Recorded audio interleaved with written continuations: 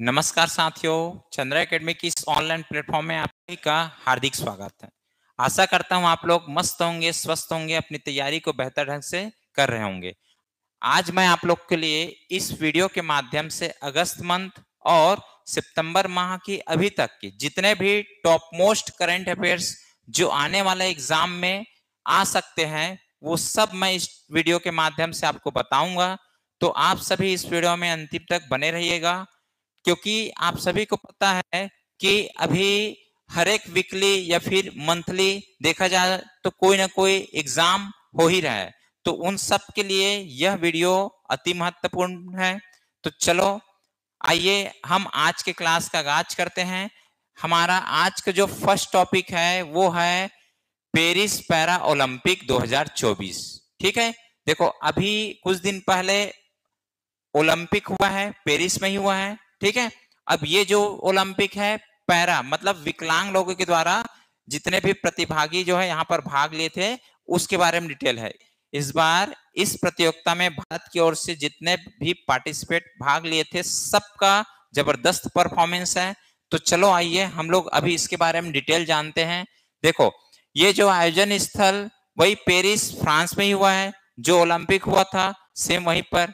ठीक, इस बार जो आयोजन तिथि था वो 28 अगस्त से 8 सितंबर के बीच में हुआ है। क्लियर है।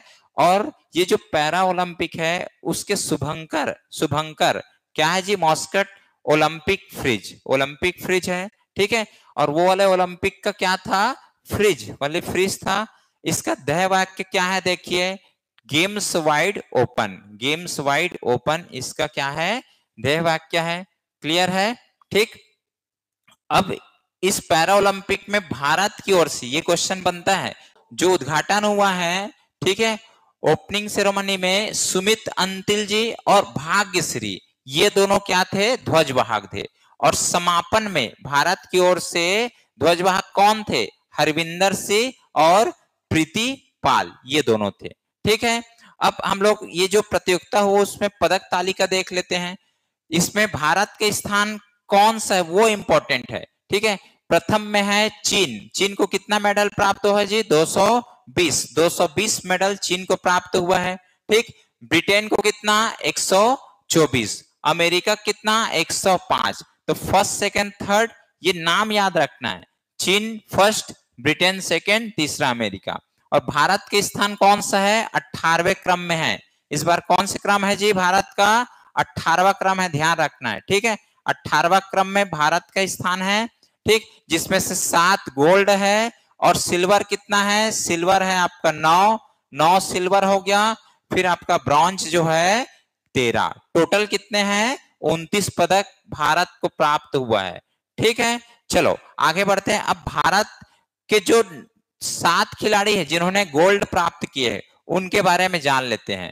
ठीक है, इधर एक तरफ है खिलाड़ी का नाम, दूसरा कौन से खेल से संबंधित है और कौन से स्पर्धा। ठीक है, इवेंट्स कौन सा है ये हमको जानना है। जैसे पिछले बार भी फेमस रही है अवनी लेखरा। ठीक है, किससे संबंधित है? शूटिंग से संबंधित है। ठीक, स्पर्धा क्या है? महिला 10 मीटर एयर राइफल, ये इनकी स्पर्धा थी। ठीक है, दूसरा नाम याद रखना है नितेश कुमार। ठीक, बैडमिंटन से संबंधित है। मेंस सिंगल में इनके द्वारा क्या जीता गया है जी? स्वर्ण। ठीक है, गोल्ड इन्होंने प्राप्त की है। तीसरा नाम है सुमित अंतिल। ठीक है, ये इंपॉर्टेंट है। जेवलिन थ्रो है, ये जेवलिन थ्रो। जैसे आप लोग नीरज चोपड़ा को जानते हैं वैसे ये जो है पैरा में एक जो गोल्ड प्राप्त किए हैं। ठीक है, अगला नाम है हरविंदर सिंह, तीरंदाजी संबंधित है। ठीक है, नेक्स्ट है प्रवीण कुमार, हाई जंप में। देखो हाई जंप में, ठीक, हाई जंप में इनको गोल्ड मिला है। नवदीप सिंह जेवलिन थ्रो, 2 लोग को जेवलिन थ्रो में गोल्ड मिला है, एक धर्मवीर हो गया। ठीक है, ये है एथलेटिक्स से संबंधित।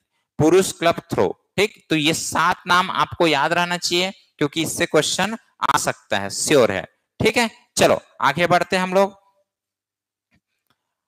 अगला टॉपिक हमारा है, अभी देखें पेरिस पैरा ओलंपिक। अब ये जो है पेरिस ओलंपिक 2024 उससे पहले हुआ था। ठीक, इसका जो इस बार का एडिशन है, एडिशन संस्करण कौन से क्रम है? 33वां क्रम है। इसमें 4 खेल शामिल थे और 34th नंबर का जो आयोजन होने वाला है वो कहाँ होगा, अमेरिका में। एक बात बता दूं, इसके बारे में पूरा फुल डिटेल वीडियो मैं पहले भी बना चुका हूं, इसलिए इसको मैं कोशिश किया हूं थोड़ा शॉर्ट में करने का, ताकि पैरा ओलंपिक के साथ साथ ये भी आपका रिवाइज हो जाए। ठीक है, चलो देखिए, पदक तालिका में जो प्रथम स्थान रहे हैं, ठीक है, पेरिस ओलंपिक में, वो है आपका अमेरिका। फर्स्ट पोजीशन में अमेरिका है, सेकंड में चीन है, थर्ड में जापान। क्लियर है। अब भारत के स्थान इंपॉर्टेंट है। भारत के इस बार का जो प्रदर्शन है उतना खास नहीं रहा है। कौन से क्रम है, 71 क्रम में रहा है। ठीक है, केवल 6 मेडल प्राप्त हुआ है इस बार, तो एक भी गोल्ड नहीं मिले हैं। ठीक है, फिर भी हमको याद रखना है। ठीक, चलो देखिए भाई, पदक प्राप्त करने वाले भारतीय खिलाड़ी, ठीक है, जो ओलंपिक इस बार हुए हैं 33 नंबर में, उसमें किसको इसको क्या मिला देख लीजिए। जो भारत के लिए प्रथम पदक जीती थी वो है मनु भाकर, ठीक, कांस्य, ठीक, महिलाओं की 10 मीटर एयर पिस्टल में। क्लियर है। दूसरा पदक प्राप्त हुआ था मनु भाकर और सबरजोत सिंह, ठीक, इनको भी शूटिंग में मिला है। मिश्रित टीम थे, दोनों मिलकर के किए हैं 10 metre air pistol shooting. Clear है। तीसरा है स्वप्निल कुशाले, ठीक, ये इसको भी कांस्य मिला है। पुरुष की 50 मीटर राइफल 3 पोजीशन, इनका भी क्या है, शूटिंग से संबंधित है। एक है पुरुष हॉकी टीम, इस बार फिर कांस्य जीते हैं। ठीक है, कांस्य स्पेन को हराया, ध्यान रखना है, स्पेन को हराया है, कांस्य पदक जीते हैं। ठीक है, क्लियर है। हाँ, कांस्य बोले तो ये आपका ब्रॉन्ज मेडल है। ठीक है। नीरज चोपड़ा इस बार सिल्वर जीते हैं, पिछले बार गोल्ड जीते थे। ठीक है। भाला फेंक 89.45 मीटर, कितना फेंके जी, 89.45 मीटर दूरी भाला फेंके हैं। ठीक है। जेवलिन थ्रो, एक है अमन सेहरावत, ठीक, इनको भी कांस्य मिला है। पुरुष की फ्री स्टाइल कुश्ती, ये कुश्ती संबंधित है। तो यहाँ पर ये 6 लोग को याद रखना है। उधर पैरालंपिक में 7 खिलाड़ी नाम याद रखना आपको। ठीक है, चलो बढ़ते हैं आगे। नेक्स्ट हमारा है, अभी हाल ही में आईसीसी महिला T20 विश्व कप होने वाला है। ठीक है, वो होना कहाँ था, बांग्लादेश में। बांग्लादेश की स्थिति उतनी अच्छी नहीं है। ठीक है, वहां की सरकार भी बदल गई है, क्योंकि वहां पर थोड़े रिजर्वेशन को लेकर के कुछ प्रॉब्लम आ गई थी, जिसकी वजह से शेख हसीना को अपने पद त्याग करना पड़ा है। ठीक है, तो वहां पर अभी हालत ठीक नहीं होने की वजह से जो महिला T20 विश्व कप होना था उसको अब कहां कराया जाएगा, यूएई, संयुक्त अरब अमीरात। ठीक है, संयुक्त अरब अमीरात में इस बार का जो आईसीसी महिला T20 विश्व कप है वो यूएई में होगा। कौन सा एडिशन है, 9th क्रम का है। कुल 10 टीम शामिल है। ठीक, एक्चुअल में अभी भी मेजबानी कौन करेगा जी, बांग्लादेश ही करेगा। बांग्लादेश क्रिकेट बोर्ड जो है, कब से कब, 3 से 20 अक्टूबर के बीच में होगा। ठीक, तो कहां होगा वो इंपॉर्टेंट है, बांग्लादेश में होना था, बट अब कहां होगा, यूएई में। ठीक है। नेक्स्ट हमारा करंट अफेयर्स है, ये फुटबॉल से संबंधित है। Safe अंडर-20 championship 2024। सेफ का मतलब है साउथ एशियन फुटबॉल फेडरेशन। तो इसका आयोजन कहां हुआ है, नेपाल में हुआ है। और कौन से संस्करण था, 6वें क्रम का। विजेता टीम कौन है, बांग्लादेश। बांग्लादेश विजेता रही है और उप विजेता क्या है, नेपाल। ठीक है, साउथ एशियन फुटबॉल फेडरेशन 2024 का है। क्लियर है, ये भी स्पोर्ट्स संबंधित है। ठीक, एक अगला एक स्पोर्ट्स संबंधित मोस्ट इंपोर्टेंट अभी पुरस्कार दिया गया है। ठीक है, ये आपको प्राइज दिया गया है, ये इंटरनेशनल लेवल पर है। तो कौन से क्रम का है जी, 26 नंबर का C8 क्रिकेट पुरस्कार 2023-24। अब ये C8 क्या है, कंपनी है। ठीक है, टायर बनाती है, टायर का है। तो ये जो है स्पॉन्सर कंपनी है, इसलिए C8 क्रिकेट पुरस्कार बोला गया है। ठीक है, इसके प्रारंभ जो हुआ था 1995-96 में हो चुका है। ठीक है, और यह ध्यान रखना कि यह क्रिकेट के सबसे प्रतिष्ठित पुरस्कारों में से एक माना जाता है, क्रिकेट से संबंधित है। अब इसमें क्या क्या इंपॉर्टेंट जो आपको याद रखना है, तो सबसे इंपॉर्टेंट यह है कि सर्वश्रेष्ठ अंतरराष्ट्रीय क्रिकेट खिलाड़ी 23-24 से संबंधित जो पुरस्कार दिया गया है हाल ही में, उसमें सर्वश्रेष्ठ अंतरराष्ट्रीय क्रिकेट जो क्रिकेटर बने हैं, ठीक है, क्रिकेट का पुरस्कार जो मिला है किसको मिला है? रोहित शर्मा, ठीक है, रोहित शर्मा भारत के खिलाड़ी है, इनको मिला है। क्लियर है? आपको ध्यान रखना है। लाइफ टाइम अचीवमेंट पुरस्कार, लाइफ टाइम अचीवमेंट पुरस्कार किसको मिला जी? राहुल द्रविड़ को मिला है, ठीक। सर्वश्रेष्ठ टेस्ट बल्लेबाज यशस्वी जायसवाल को प्राप्त हुआ है पुरस्कार। सर्वश्रेष्ठ टेस्ट गेंदबाज रविचंद्र अश्विन को प्राप्त हुआ है, ठीक है। सर्वश्रेष्ठ वनडे खिलाड़ी, सर्वश्रेष्ठ वनडे खिलाड़ी विराट कोहली, विराट कोहली। सर्वश्रेष्ठ वनडे गेंदबाज मोहम्मद शमी, ठीक। इतने देखो पूरे भारत के खिलाड़ी है। क्लियर है? कुछ जो है विदेशी खिलाड़ी को भी प्राप्त हुआ है, जैसे आप देख रहे हो सर्वश्रेष्ठ T20 बल्लेबाज, ये है आपका फिल शॉट, इंग्लैंड का खिलाड़ी है फिल शॉट, इनको मिला है। क्लियर है? एक है सर्वश्रेष्ठ T20 गेंदबाज टीम सऊदी, ये आपका न्यूजीलैंड से संबंधित है, ठीक है। तो ये नाम इंपॉर्टेंट है। क्लियर है? चलो आगे बढ़ते हैं। नेक्स्ट हमारा करंट अफेयर्स है नेशनल फिल्म अवार्ड 2024। ये 2022-23 में जो फिल्म बने हैं ना, उनको यह पुरस्कार दिया गया है, ठीक है। तो ये नेशनल फिल्म अवार्ड 2024 के बारे में डिटेल जानते हैं। संस्करण इस बार का कौन सा है? 70 नंबर का है ये एडिशन। किसके द्वारा यह जो अवार्ड दिया जाता है वो ध्यान रखना, भारतीय राष्ट्रीय फिल्म विकास निगम, ठीक है, भारतीय राष्ट्रीय फिल्म विकास निगम के द्वारा यह अवार्ड दिया जाता है। तो बेस्ट फीचर फिल्म अवार्ड किसको मिला है जी? ये अट्टम एक फिल्म है, कौन से भाषा से? मलयालम भाषा संबंधित है अट्टम, इसको इस बार नेशनल फिल्म अवार्ड में बेस्ट फीचर फिल्म अवार्ड प्राप्त हुआ है, ठीक है। अब सर्वश्रेष्ठ डेब्यू फिल्म कौन सा है? ये फौजा, ठीक है, फौजा, जो फौज में शामिल नहीं हो सकते उसको बोलते हैं फौजा, ठीक, इसको दिया गया है। बेस्ट एक्टर कौन है जी? बेस्ट एक्टर इंपॉर्टेंट है, ध्यान रखना, बेस्ट एक्टर ऋषभ शेट्टी, ये कंतारा, कंतारा फिल्म जो कन्नड़ फिल्म है, ठीक, इसके जो हीरो है ऋषभ शेट्टी को दिया गया है। बेस्ट एक्ट्रेस नित्या मेनन है, ठीक है, तिरुचित्रम्बम, ठीक, ये आपका फिल्म का नाम है। एक दूसरा है मानसी पारेख, कच्छ एक्सप्रेस, ये दो जो है बेस्ट एक्ट्रेस है, इसको दिया गया है, ठीक, नेशनल फिल्म अवार्ड 2024 का अवार्ड। एक आपका बेस्ट एक्टर, तो ये आपको नाम याद रखना है। क्लियर है? चलो आगे बढ़ते हैं। नेक्स्ट करंट है आज का कि इसरो के द्वारा एक सैटेलाइट लॉन्च किया गया है, ठीक है, अभी हाल ही में, ठीक। इसरो के बारे में आप लोग जानते होंगे, इंडियन स्पेस रिसर्च ऑर्गेनाइजेशन, ठीक है, इसकी स्थापना हुआ है 15 अगस्त 1969 को, ठीक है। वर्तमान में इसके हेड कौन है? हेड जो है, ठीक, हेड आपका S Somnath, doctor S Somnath वर्तमान में हेड है। इसके हेडक्वार्टर्स कहाँ है? इसके हेडक्वार्टर आपका बेंगलुरु में इसके हेडक्वार्टर्स है, ठीक है, ये इसको जानना है आपका। तो ये जो सैटेलाइट है उसका नाम क्या है जी? EDS-08, ये नाम से लॉन्च किया गया है। लॉन्चिंग रॉकेट किसके द्वारा लॉन्च किया गया है? कौन से रॉकेट यूज किए हैं? तो रॉकेट है SSLV-D3, जो भारत का सबसे छोटा रॉकेट है, ध्यान रखना है, ठीक। उद्देश्य क्या है कि पृथ्वी के जो बाहरी एरिया है उसके द्वारा ये बताना है कि पर्यावरण और आपदा को लेकर के सटीक जानकारी हमको प्राप्त हो सके, ठीक है। पर्यावरण आपदा जो है इससे रिलेटेड है, ये जो सैटेलाइट लॉन्च की है वो कब लॉन्च किया गया था? 16 अगस्त 2024 को लॉन्च किया है, ठीक। कहां से लॉन्च हुआ है? तो लॉन्च हुआ है श्रीहरिकोटा के जो सतीश धवन स्पेस सेंटर है ना, कहां है? आंध्र प्रदेश, यहां से लॉन्च किया गया है। क्लियर है? कितने साल के लिए? 1 साल के लिए इसको लॉन्च किया गया है।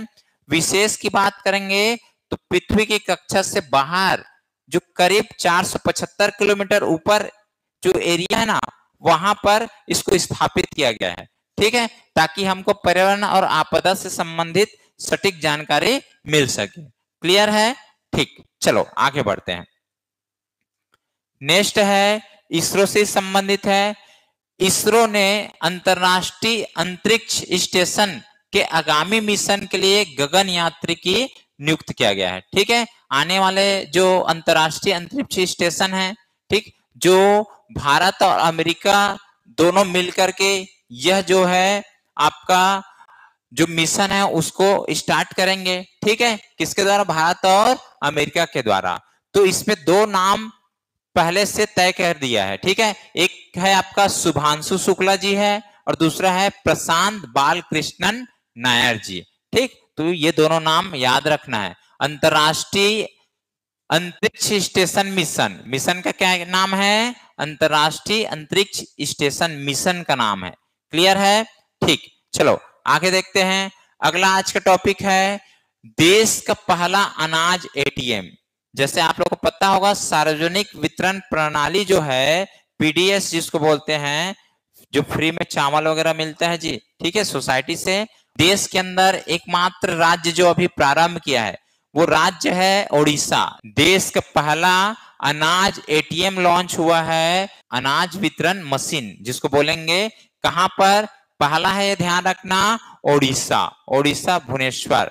ठीक है, ओडिशा जो उसकी राजधानी क्या है? भुवनेश्वर पर यह पहला अनाज एटीएम प्रारंभ किया गया है। ठीक है, विशेष की बात करेंगे, यह सार्वजनिक वितरण प्रणाली पीडीएस के लाभार्थियों को 24 गुना 7 मतलब समझ रहे हो ना, पूरे 7 दिन अनाज देगा।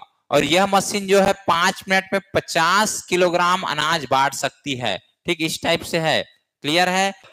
नेक्स्ट देखिए, पहला राष्ट्रीय विज्ञान पुरस्कार। ठीक है, ये भारत के अंदर दिया गया है पहला राष्ट्रीय विज्ञान पुरस्कार। किसको प्राप्त हुआ है जी? आप सभी को पता होगा कि चंद्रयान 3। ठीक, चंद्रयान 3 को इस बार पहला राष्ट्रीय विज्ञान पुरस्कार दिया गया है। राष्ट्रीय विज्ञान पुरस्कार भारत में विज्ञान, प्रौद्योगिकी और नवाचार के क्षेत्र में सर्वोच्च पुरस्कार माना जाता है। ठीक है, राष्ट्रीय विज्ञान पुरस्कार जो दे रहे हैं ना, ये आपका विज्ञान, प्रौद्योगिकी, science and technology and innovation के क्षेत्र में क्या है? सर्वोच्च पुरस्कार है। क्लियर है? ठीक, चलो आगे बढ़ते हैं। अभी हाल ही में कुछ अभ्यास हुए हैं, ठीक है, जिसमें से अभी बहुराष्ट्रीय हवाई अभ्यास तरंग शक्ति 2024 प्रारंभ हुआ है। ठीक है, 2024। अब इसमें क्या है? ये बहुराष्ट्रीय है तो बहुत सारे देश इसमें शामिल हुए हैं, जैसे अमेरिका हो गया, ऑस्ट्रेलिया, फ्रांस, ये सब देश शामिल है। कुल 10 देश इसमें शामिल होंगे। तो इसकी आयोजन कहाँ हो रहा है जी? ये हमारे भारत में हो रहा है, भारत के तमिलनाडु में, और 6 तारीख को यह आयोजित हुआ था। ठीक है, विशेष बात करें तो ये जो बहुराष्ट्रीय हवाई अभ्यास तरंग शक्ति ये पहली बार भारत को होस्ट करने का मौका मिला है। मतलब भारत में यह अभ्यास जो है पहली बार हो रहा है। ठीक, वैसे ही एक और अभ्यास हाल में हुआ है, ये हमारा है संयुक्त सैन्य अभ्यास मित्र शक्ति। तो मित्र शक्ति किसके साथ होता है? भारत और श्रीलंका के बीच में मित्र शक्ति होता है। ठीक है, तो भारत और श्रीलंका के बीच में हुआ है मित्र शक्ति, और ये कहां पर हुआ है आपसे पूछा जाए तो श्रीलंका में हुआ है। ध्यान रखना, मित्र शक्ति 2024 जो 10वें संस्करण है, कौन से क्रम का है? 10वें क्रम का है। कहां पर हुआ पूछा जाएगा तो श्रीलंका में हुआ है। ठीक है, कब से कब? 12 से 25 अगस्त के बीच में हुआ है। ठीक है, जिसमें भारत की ओर से जो राजपूताना राइफल है, ठीक है, ये जो है भारत के 106 लोग वहां शामिल हुए थे भारतीय दल में। ये इनके क्या किए थे? प्रतिनिधित्व किए थे। क्लियर है? ठीक, चलो नेक्स्ट देखिए। नेक्स्ट अभी हाल ही में एक आपका वार्ता हुआ है, मंत्री स्तरीय वार्ता, ठीक, जो तीसरे क्रम का है भारत और जापान के बीच में। क्या नाम दिया गया है? भारत जापान के बीच में 2+2 मंत्री स्तरीय वार्ता। ठीक, ये कहां हुआ है? ये इस बार नई दिल्ली भारत में हुआ है, तीसरे क्रम का है। अब 2+2 का मतलब क्या होता है कि दोनों देश का रक्षा मंत्री, ठीक, और दोनों देश का विदेश मंत्री, ये मिल करके यह वार्ता करते हैं। मतलब जैसे भारत के एक रक्षा मंत्री हो गए तो वैसे जापान के एक रक्षा मंत्री होंगे, एक भारत के विदेश मंत्री तो दूसरा जापान के, इसलिए 2+2 इसको बोला जाता है। ठीक है, तीसरे क्रम का है, नई दिल्ली में हुआ है, इसको आपको ध्यान रखना है। क्लियर है? चलो अगला देखिए, ये इंटरनेशनल लेवल पर एक व्यापार सम्मेलन हुआ है। कहां पर हुआ है? हमारे भारत में हुआ है, भारत के नई दिल्ली में। ठीक है, तो इसके जो भारत में तो हुआ है, बट इसका जो पूरा प्रक्रिया है किसके हाथों में था? कौन इसको हैंडल किया है?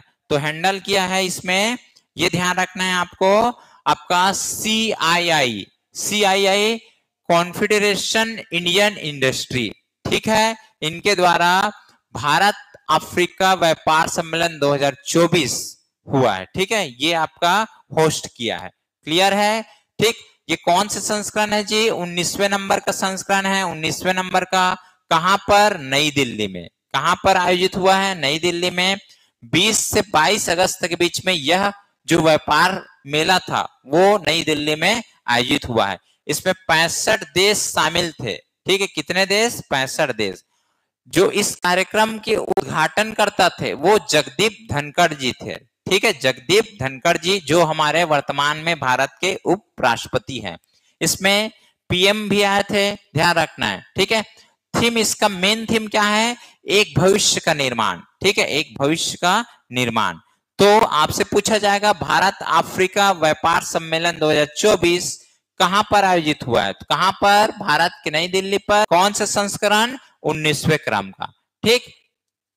बढ़ते हैं आगे हम लोग।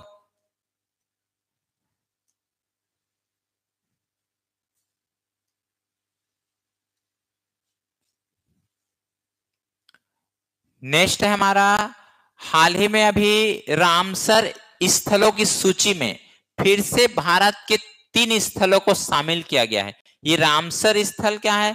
रामसर ईरान के स्थान जगह है, ठीक है, जो रामसर कन्वेंशन के नाम से फेमस है, ठीक। रामसर सम्मेलन, वहां पर क्या करते हैं कि जितने भी आपका वेटलैंड मतलब आर्द्र भूमि है जो संकट से घिरे हुए हैं या फिर संकट में आ सकते हैं, उनको क्या करते हैं? संरक्षित करते हैं।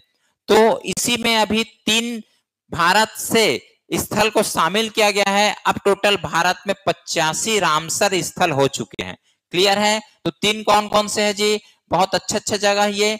तमिलनाडु से 2 स्थल को शामिल किया गया है। एक है आपका नंजरायन पक्षी अभ्यारण्य, दूसरा है आपका काजू वैली पक्षी अभ्यारण्य, ठीक है।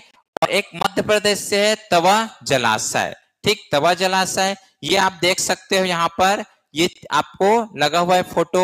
ये आपका है नंजरायन पक्षी अभ्यारण्य तमिलनाडु में है, काजू वैली पक्षी अभ्यारण्य कहाँ है? तमिलनाडु, और तवा जलाशय MP में, ठीक है। ये तीनों को क्या किया गया है कि रामसर साइट में अभी शामिल किया गया है। वर्तमान में कितने हो गए हैं भारत से? 85, ठीक है। चलो, अभी हाल ही में हमारे राष्ट्रपति जी विदेश दौरा पर है, ठीक है।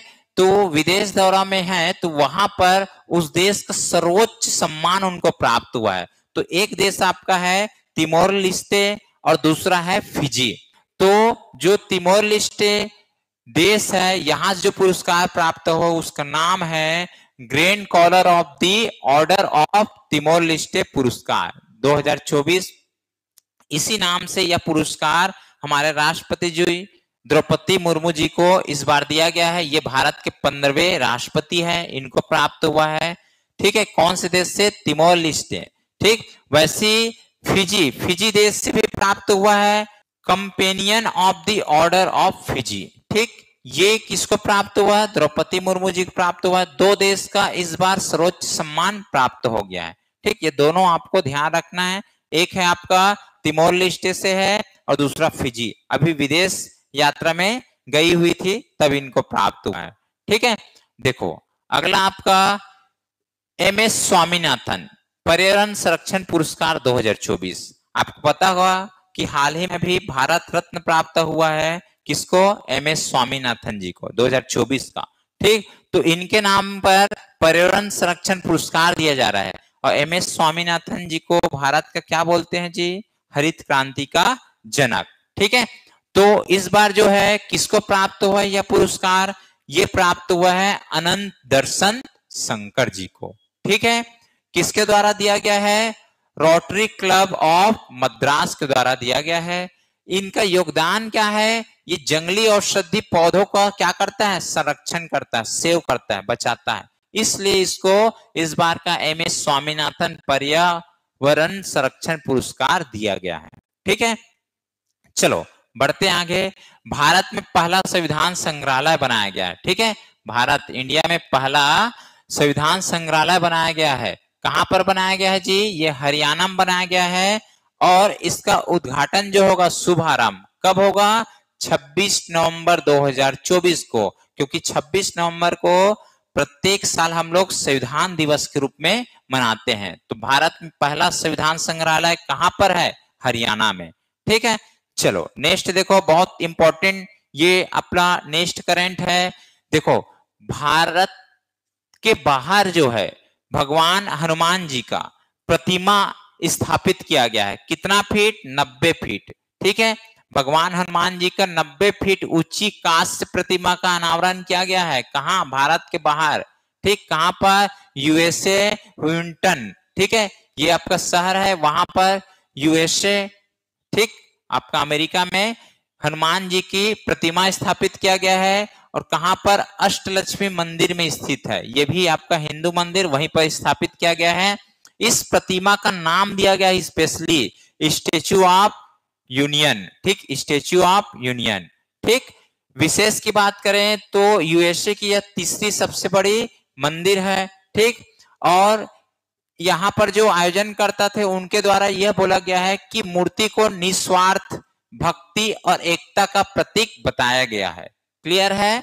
90 फीट ऊंची कांस्य प्रतिमा कहां बनाया गया है हनुमान जी का? ये आपका यूएसए में। क्लियर? चलो नेक्स्ट देखिए, अभी प्रधानमंत्री नरेंद्र मोदी जी के द्वारा हाल ही में एक बंदरगाह की आधारशिला रखा गया है, जो भारत का सबसे गहरे पानी का बंदरगाह कहलाएगा। अब ये बंदरगाह का नाम इंपॉर्टेंट है। क्या नाम है? वधावन बंदरगाह।